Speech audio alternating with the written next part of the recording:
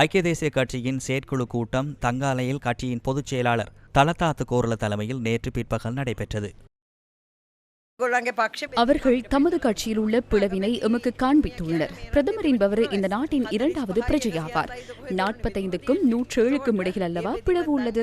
அந்த பிளவினூடாக என்ன காண்பிக்கப் போகின்றனர் என எனக்கு தெரியாது. எவருடையதேனும் தேவைக்கு இவர் அதனை கூறினாரா என்ற பிரச்சனையே உள்ளது. தமது கட்சியின் பிரதமர் கூறியது பொய் என அந்த கட்சியில் உள்ள அமைச்சரை கூறுகின்றார்.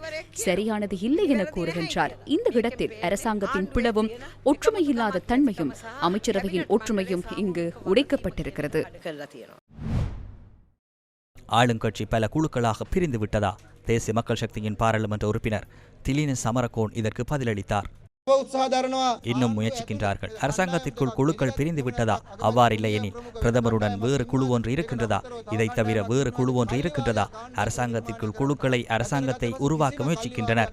அரசாங்கத்திற்குள் எந்த ஒரு குழுக்களும் இல்லை. நாங்கள் ஒரே குழுவாக பாராளுமன்ற உறுப்பினர்கள், அமைச்சர்கள், பிரதி அமைச்சர்கள் உள்ளிட்ட 159 பேரும் ஒரே குழுவாக நாட்டை கட்டியெழுப்பும் வேலை திட்டங்களில் ஜனாதிபதியுடன் இணைந்து செயற்பட்டு வருகின்றோம். அதனால் எவரும் சந்தேகமடைய தேவையில்லை.